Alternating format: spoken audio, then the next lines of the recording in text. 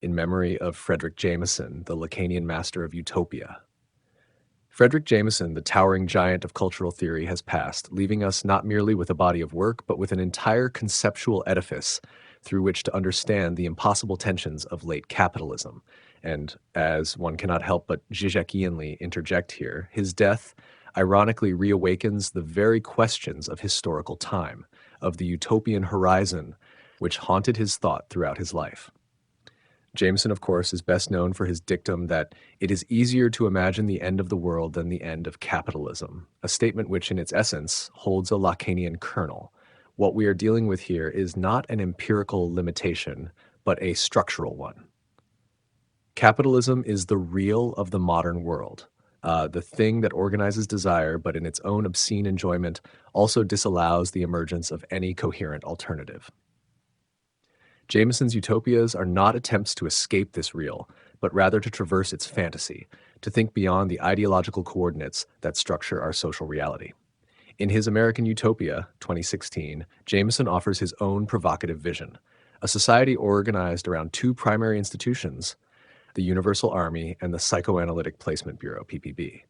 Here, Jameson reintroduces Marx's distinction between base and superstructure, assigning the former to the army, the latter to the bureau. But what is truly radical about this proposal is how it implicitly stages, as Işık Barış Fidaner brilliantly notes, the Lacanian discourses of the master and the analyst. We must understand Jameson's universal army not merely as a tool of social organization, but as a manifestation of the master's discourse, a discourse that, Lacan reminds us, is fundamentally about structuring desire. The master provides the subject with its orientation in the symbolic order.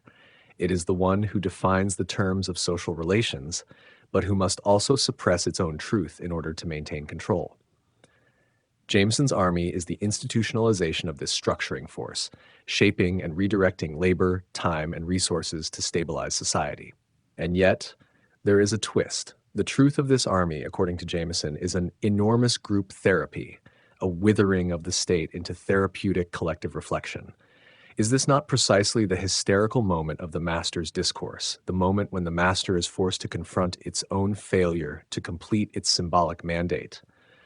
The withering of the state, this ultimate act of supposed self-sacrifice, displays the limit of the master's capacity to totalize, revealing the divided subject that stands at its core. Thus, we encounter the paradox of Jameson's utopia. The master remains in power, but only by performing the ritual of its own demise. And then there is the Psychoanalytic Placement Bureau, a name that should immediately ring Lacanian alarm bells. The PPB is Jameson's symbolic analyst, tasked with the management of the superstructure, the space of culture, ideology, and subjective enjoyment. But if the analyst is there to provide truth to the subject, Jameson takes this further. The PPB, in conjunction with vast complex computer systems, does not merely analyze the subject, but places them, assigns them to their roles, duties, and destinies. It is an institutionalized version of Lacan's synthome, the precise stitching point that binds the subject to its own unique symptom. Yet this structure, as with the master's discourse, is incomplete. For the knowledge that grounds the PPB, according to Jameson, lies in the truth of computational complexity, massive algorithms which handle both employment and therapy. This is the point at which the analyst is undone by its own reliance on machinic knowledge, the point at which the gap between human subjectivity and computational logic reveals itself. What happens when the analyst becomes an algorithm? The subject is confronted with the obscene core of the other's knowledge, an artificial intelligence that knows not what it knows, and thus we encounter again the irresolvable tension at the heart of Jameson's utopian dream. Fredric Jameson's life work was an attempt to imagine the end of capitalism, but not in the naive sense of merely daydreaming a different economic system. His was a utopia steeped in the Lacanian real, one that understood that any true end of capitalism would first require a fundamental reconfiguration of desire itself. In this sense, Jameson was not a utopian thinker in the tradition of Enlightenment reason or socialist realism. He was a utopian in the psychoanalytic sense, one who grasped that the end of capitalism can only emerge from the end of the subject as we currently know it. Thus, in mourning Jameson, we must also acknowledge that he leaves us with the task of continuing this impossible work, this traversing of the fantasy.